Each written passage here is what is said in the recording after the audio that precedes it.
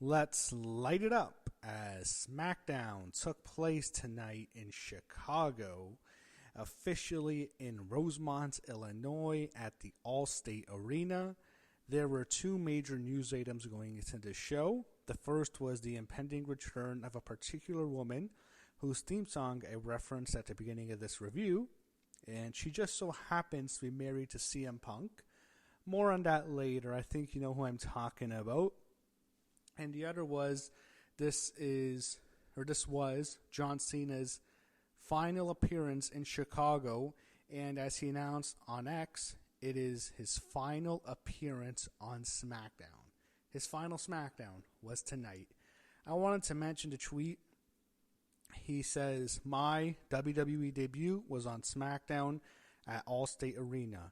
Few, if any, places rival the feeling in that building with a sold-out Chicago crowd. We get to do it one last time for my final SmackDown appearance. Tonight is one you are not going to want to miss. Let's go, Chi-Town." It's appropriate for John Cena to make his final SmackDown appearance in the same city where he made his WWE debut on SmackDown. So, the biggest SmackDown of the year, which is what it was. It might not be the highest rated SmackDown of the year because they're going up against an NFL game with Chiefs and the Chargers, so they're probably not going to have a huge rating as much as it really would be if it wasn't for that game. But if this show wasn't as stacked as it was, the rating would have been much worse, I just have to say. But in terms of anticipation, it had to be the biggest SmackDown of the year, the most anticipated. They were packed to the rafters. 16,500 people for a SmackDown. Most PLEs don't get those kinds of numbers. That's insane. There was so much hype going into the show. And in fact, the atmosphere tonight really reminded me of a Raw that took place last year in Chicago. And that was on the road to last year's WrestleMania when The Rock beat up Cody Rhodes outside in that great beatdown in the rain in Chicago. That's what this atmosphere reminded me of. Those fans were just awesome today. Anyway, the show started with some nice shots of Chicago, the city. We see Damian Priest, Aleister Black, Mishin, Julia with Kiana James. And after they walk in, behind them, CM Punk pulls in and exits the backseat of a vehicle. He got a huge pop when the fans first saw him. We have Michael Cole on commentary with Corey Graves. And I was thinking, wait, where's Wade? That's weird. Yeah, isn't SmackDown? It's Wade's SmackDown, right? I don't know, that was a little strange. Anyway, John Cena got a massive pop in Chicago, and it was huge. This is the last time that he's ever going to be in this building, probably. And this is the same building he debuted against Kurt Angle in 2002. 23 years ago. He's wearing Chicago Cubs colors for his final SmackDown appearance. That's usually what he does. It's kind of funny because John Cena has mentioned when he first came in, he started to wear colors of sports teams, of local sports teams to get over. Now he's kind of doing it again in his last year. He's already super over, but he's using it, to sell merch. I think it actually fits. So it's Chicago Cubs themed in Chicago, Rosemont officially. And that's probably the best choice. I have to say, I thought the t-shirt looked awesome. It's like a giant C because it's Cena, so the Cubs make sense because it's the C logo, and then you have him doing the salute in the middle of the logo. It's actually really cool. And there was just a loud, thunderous "Thank you, Cena" chant. He says he wants to have tonight. He wants it to be really special, and he says he mentions to the fans particularly, he's really putting them over like crazy. But he says, you bring people back to WWE, and you know what I'm talking about. The crowd immediately starts chanting for AJ Lee, the first multiple AJ Lee chant that we had tonight. Cena says it's his last time in the city of Chicago, and probably true. I mean, he might film movies. Even if he makes an appearance, he's probably going to appear. Like, just say, for whatever reason, he makes one final appearance in an arena in Chicago, it will most certainly be at the United Center because that's actually like the bigger arena in Chicago. WWE just has this long-standing relationship with the Allstate, so they always do it at the Allstate Arena. But this definitely last time you'll ever see him there. I would never expect it. I'll be honest. I would be very surprised to see John Cena in Chicago past this tour. I think this is it. He, of course, he has to bring, had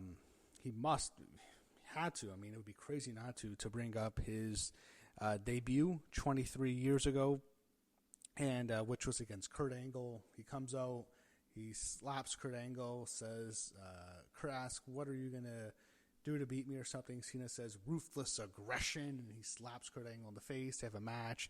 Cena loses, but they talked about it on commentary during here, but John also brings up some memories in Chicago. He brings up the WrestleMania 22 main event. That was his first WrestleMania main event. He defeated Triple H to retain the WWE Championship in that same arena. He mentions all his U.S. Open challenges. I guess he had some in that arena. And, of course, he brings up probably what I still consider his best match of all time, the match against CM Punk at Money in the Bank in 2011, and that classic, all-time classic match and moment. He says Chicago is the best crowd. He thanks them, and then they thank him first, though. After he's trying to thank them, they're chanting, thank you, Cena. They love him here. And after he's finished thanking Chicago, Sami Zayn interrupts him. And people hate Sami here. They're booing him, thinking, you guys probably know they're just going to have a match here. Why are you booing Sami? But he gets a lot of boos. It was weird. Cena plays it off as if they're booing him, which was funny. They keep booing Sami. Then Sami thanks Cena on behalf of everyone in the back. Sami says it's full circle because he made his debut against John Cena in the U.S. Open Challenge, which was in Montreal. And I still remember that when Sami comes out, he's so pumped. He punches the air like in his entrance, and he tore his shoulder. That I remember that to this day in 2015, 10 years ago now. I remember that. And he mentions that. And then he introduces the Sami Zayn U.S. Open Challenge. He wants Cena's approval. Cena says it's a great idea.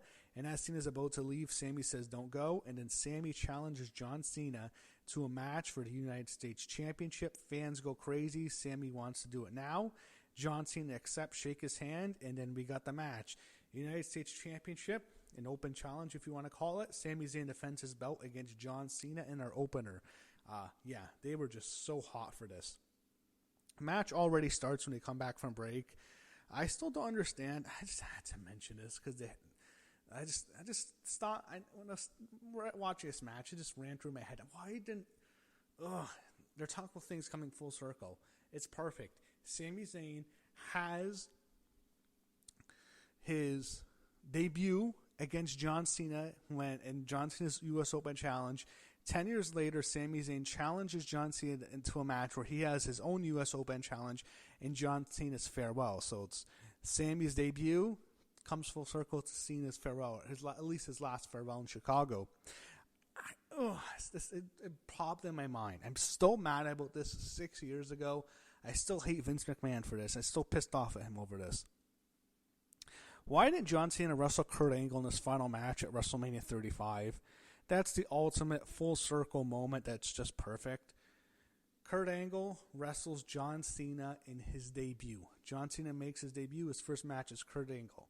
Kurt Angle's final match is against John Cena at WrestleMania 35. And Kurt beats Cena in his first match. Cena defeats Angle in his last match. Perfect send-off for Kurt Angle. That would have just been perfect. It was almost too perfect. And still, they went with Baron Corbin. I genuinely hate Vince for that, man. That's one of those things that's Vince McMahon. I'm still mad at him for that decision. I hate that he made that decision. Still, fucking Baron Corbin. Why am I mentioning Baron Corbin in 2025? I don't know, but fuck, man, Vince, how could you not do that match? I'm still mad about that. I'm still salty about it. I still am. That just fucking annoys me we didn't get that match. I'm still pissed off. Anyway, in this match, Sami got the heat for a while. The crowd hated him here. Then Cena makes his comeback. He does shoulder blocks, pop-up powerbomb. Then he does the 5-knuckle shuffle. Everyone in the audience does the you can't see me with them. And I'm sure a lot of American fans from on X, I'm sure were upset because I scrolled through it. There's a lot of commercials here, but here, the international viewers, we got to see all the commercials, and we saw the wrestling through the commercials. I mean, if you're in the U.S., this show was filled with commercials. It was nuts. But Cena his first AA, Sami kicks out. Cena hit a pop-up powerbomb, which was a a nod, a tribute to Kevin Owens, which was great because he's not going to wrestle Kevin Owens on his retirement tour, and he had some great series of matches with Kevin Owens in 2015. He wrestled him before Sammy, I believe, and or maybe it was after, I don't know, but they had this great trilogy of matches. But I like that he hit the pop-up powerbomb because he also hit the Styles Clash at Clash in Paris against Logan Paul, and that was kind of a tribute to AJ Styles because he's not going to get to wrestle him on his retirement tour. I'm not sure AJ's going to be in this company very much longer, to be honest. His contract's supposed to be up in February, so Cena did the Styles Clash as a tribute to AJ at Clash in Paris because I don't get to wrestle him. He didn't get to wrestle him, and now he does the pop-up powerbomb as a tribute to Kevin Owens because he also doesn't get to wrestle him, and those are two guys he probably really wanted to wrestle on his retirement tour. Then he hits the Angle Slam. Nice callback to Kurt Angle's first ever match in the arena. Had to mention Angle. And yeah, I don't to go on a rant, but you know how I feel about Kurt's last match still. But yeah, it was a nice callback to Kurt. And then they both hit double clotheslines. We go to a second break. Cena puts him in the ankle lock. So another tribute to Kurt. And really necessary because that's John Cena's first match. And Michael Cole mentioned it. And he even talked about how after the match, I remember this, The Undertaker, like really backstage, there was a segment, Undertaker puts over a young John Cena in his first match. After Kurt Angle, he really puts him over after the match and says he has a bright future and stuff. So I'm glad they mentioned that because I remember that. Cena puts him in the STFU, which I guess they call it the STFU now. I always thought they just called it the STF, but he puts him in it. Sammy gets out. Sammy hits an AA. John Cena kicks out. Sammy then kicks out of a second AA from John Cena. That kind of annoys me. It's like everyone just kicks out of the AA. I get it. He's retiring in a few months, but everyone can just kick out of it now like it's nothing. Cena then kicks out of a haluva kick. I don't like saying that word. That makes me almost cough. But Cena hits a go to sleep. Again, I guess we did wrestle Punk, but you know, it's Chicago. Why not hit the go to sleep? Sammy kicks out. And then John Cena hits a spear for Roman Reigns. Sammy kicks out again. He kicks out of everyone's finisher. It's hilarious here. John Cena goes for an RKO. The fans start chanting RKO. Cena does the slither spotlight for Randy. He's about to hit it, but then Sammy counters. I thought that they made a mistake. He should just let him hit it there. Sammy counters, and then eventually Cena gets Sammy to the top rope after Sammy was going to go for a splash. Cena got up, and Sammy's on the top rope. He tries to get out of it, but Cena finally gets him, and he hits an AA from the top rope AA. It was over. Both guys, however, were down. No one's moving, and you all knew what was going to happen here, right? It was so obvious. Both guys are down. We hear the guitar riff. It's Brock Lesnar. He comes out, and he is just walking to the ring with a purpose. He grabs the ref in the ring. He pulls him out. He must have hurt that ref. Like, he just yanked him out of the ring and, like, dropped him, like, right on his ass on the floor. Like, just pulled him out. It looked bad. Then he picks up Sammy, hits an F5 to Sami Zayn, and then he hits two F5s to John Cena. Hit one F5 to Cena. Cena's out. Fans are just booing like crazy. Brock kind of just soaks in the moment, tries to milk the heat, and then hits a second F5 to John Cena. Really great heat segment. Brock's back, and yeah, it's obvious where this is going. It was obvious Brock was going to come out because I thought we're just going to get Cena same. I thought maybe Cena will just win. But then once they announced it's for the U.S. belt, which I didn't know they were going to do, yeah, it was obvious. Okay, I don't think it's good to have Sammy beat John Cena right now. No one wants to see Cena lose. And Cena shouldn't be U.S. champ because, you know, what? He's going to hold it for a few months, and he's not going to be U.S. champ again. Brock had to come out, and it factored in to put Brock on the show, and that's what they did. Brock attacked John Cena, hit him with two F5s. Everyone hated him, and yeah, it was a great heat segment. So once we come back from commercial after we went to commercial after that, we get a shot of the Chicago skyline, and then we see Brock Lesnar walking in Gorilla. He tells John Cena, "I'll see you at WrestlePalooza," and he calls him a bitch. Match is now official in Indy. So we got John Cena, Brock Lesnar, WrestlePalooza. I'm not sure if there's a stipulation going to be added. It doesn't look like it right now, but the match is on. Carmelo Hayes and The Miz are backstage. He asked Nick Aldis for the tag team title match. He says he has to go. He looked really busy. Something's happening, probably with Brock. And then we see we go to the backstage area where the parking lot kind of is, where it becomes in the backstage area. We see a car pull up, and we see a woman being dropped off. It's none other than Becky Lynch. And she gets a lot of heat when they see Becky. Becky is officially in Chicago tonight. We get an Aleister Black video promo ahead of his match with Damian Priest.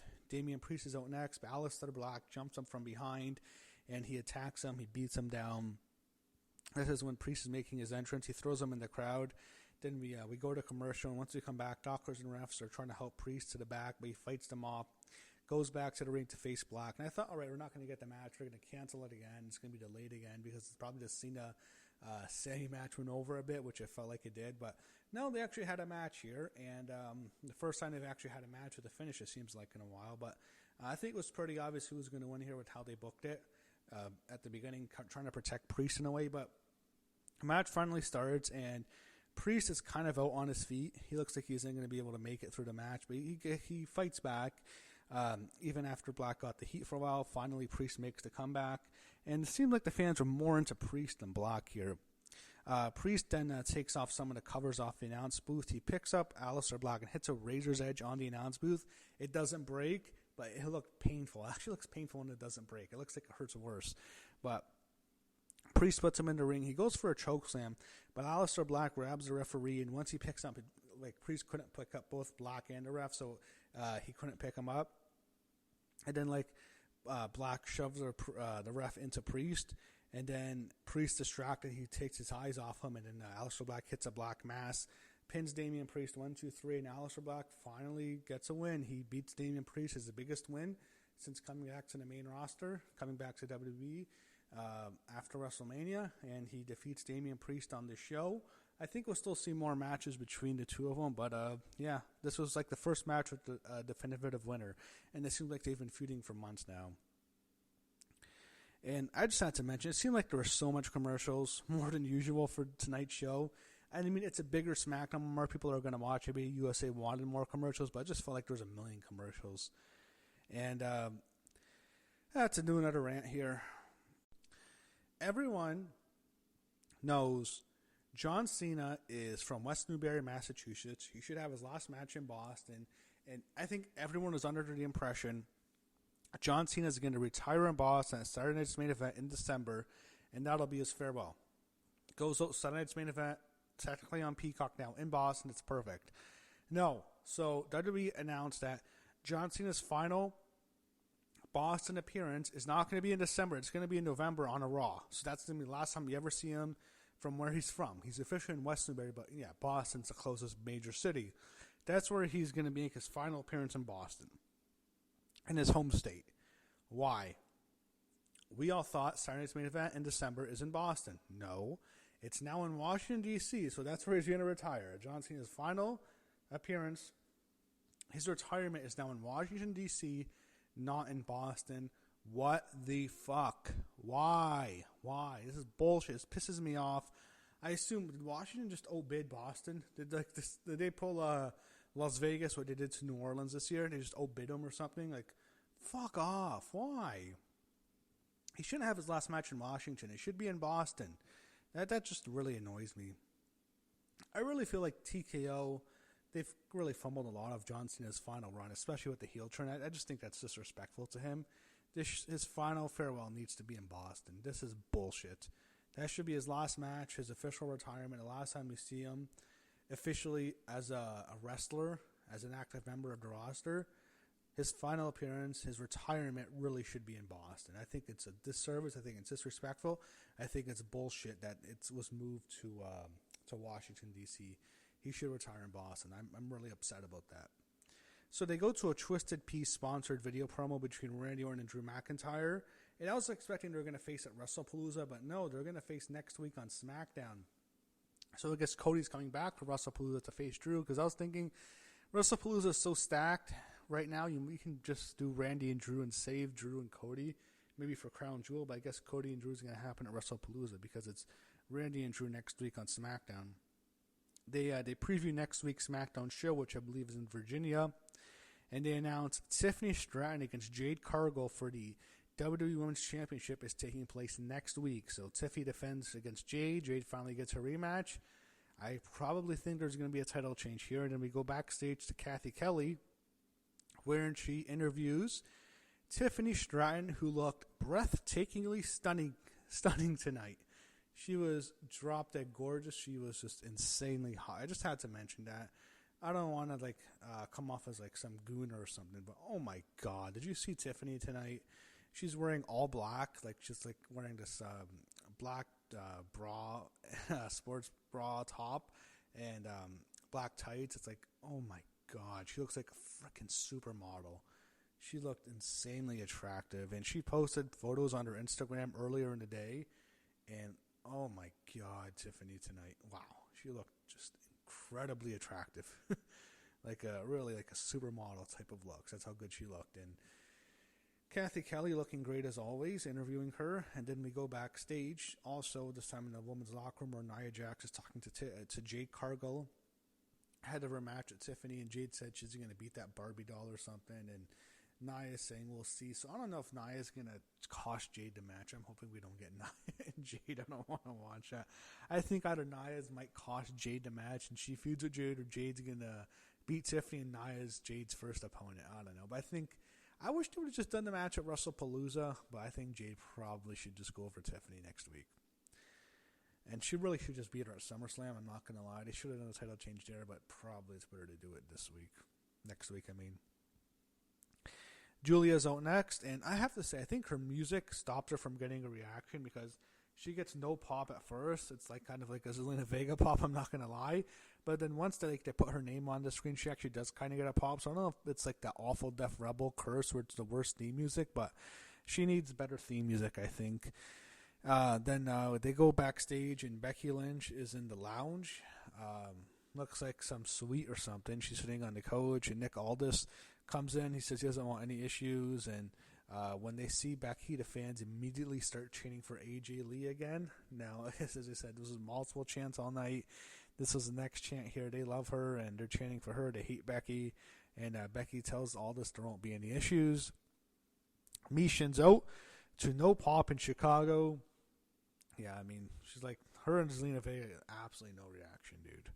It's weird. It's kind of sad. I'm not going to lie. We got the women's U.S. title match. Julia defending against Mishin. So Julia got the heat for a while. And I just think, I really mentioned this on X. I think Julia is someone who's very attractive, but I just don't think the braid look does her any favors. I just don't think it really helps her. I think she should go back to that blonde look she had when she came in on NXT, where she looks incredibly attractive. She's very attractive. I just think she needs to go back to the blonde hair, and I think it'll help her. It'll give her a better look, maybe some better theme music. Her theme music isn't very good. I think that'll make her better. I don't like the braid look, the blue hair. I know she had it, I guess, when she was in Stardom and stuff, but I think the blonde hair look is better for her, and it'll get her more over, in my opinion. But Kiana James gets involved, and then eventually Mishin goes after Kiana. Julia hits a running knee for the win.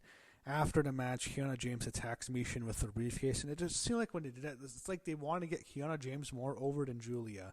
I hope that's not the thing. I hope they have plans for Julia, but it seems like they're using Julia to get Kiana James over, and that's not good, man. Because this Julia title reign, it's gone on for like 2 months now. It's really been nothing. 2.5 months now. They show footage of the Secret Service attacking Charlotte Flair last week before there was supposed to be a women's tag team match with Charlotte and Alexa against Chelsea and Alba. They show them attacking Charlotte, taking her out, and then they show Alexa Bliss defeating Chelsea Green on her own in a singles match, and then they show Chelsea Green and Alba Fire taking out both Alexa Bliss and Charlotte Flair last week. And they didn't mention Piper Niven because she wasn't there last week, but that was just weird. She just wasn't even mentioned last week, and they didn't show any of the Secret Service today anyway. So then they show Charlotte Flair in a trainer's room, and they show Alexa Bliss pop up on the screen, who gets a big pop. And they're backstage together. There were some moos in the crowd. People like Charlotte too. You don't really get to see. There aren't too many shows where you can look back where Charlotte Flair's cheered and Becky Lynch is booed. It's usually the opposite, but you definitely had that dynamic tonight. Anyway, Charlotte's leg is in a cast, and then Alexa Bliss comes in, and she's like playing doctor, but instead of being the doctor, she uses Lily, the doll, to play doctor, and Alexa tells Charlotte to heal up. So I don't know what that means. Maybe Charlotte's going to be out for a while. I don't think they should take the tag belts off of them, but they have a title match, I think, in NXT coming up. I don't know if they're going to be wrestling on No Mercy, but there's supposed to be a women's title defense in NXT, but Alexa tells Charlotte to heal up. So we don't know. But I definitely wouldn't expect to see a women's tag match at WrestlePalooza. No way. But yeah, that's what we had here. So when we go back to the arena, Seth Rollins' music hits. He's in the crowd. He's sitting like right at the top of a press box or something. They go to commercial. They have to show us the Vegas Skywheel, the Strip, and Allegiant Stadium to promote the WrestleMania 42 sale, which I think September 4th, I think, was the first pre-sale, and I think the 25th is the first big sale. They go on sale officially, I believe. So I don't know if you want to give up half of your life savings for the average fan would have to pay to go to WrestleMania to see next year. I'm not going to do that, but yeah, if the prices were down, maybe. So Seth Rollins is still in the crowd, and it's like the fans chant his song, but like they don't like him. He says the legend of CM Punk dies tonight, and then he finally introduces his wife, Becky Lynch, and they just hate Becky Lynch. You can tell they hate Becky a lot more than they hate Seth. Seth stays in the crowd, and the fans now, once again, they chant for AJ Lee, they chant her name. Becky gets on the mic. She says, how dare you chant someone else's name. They hate her. She rips into all the sports teams, says they all suck. She doesn't say the Bears because Seth's a big fan, but she says like every other big sports team you can think of in the city, like the Bulls, I think she said Blackhawks, the Cubs, who else? Oh, the White Sox. I think she said like all like the major sports teams suck, but she didn't mention the Bears, because Seth is a major fan, but I'm sure he's going to be tweeting how much he hates football on Sunday, because I think his team's probably going to lose, because they always lose. They're not very good. But Punk, finally, CM Punk, after she says CM Punk sucks, Becky does, and then CM Punk comes out to a massive pop in Chicago, and he always gets the pop. It's a Chicago pop. It was bigger. It felt like more special. In some ways, the atmosphere, I don't like mentioning this because it's not really appropriate because it was such a special one, but it almost felt like Money in the Bank 2011, the atmosphere here.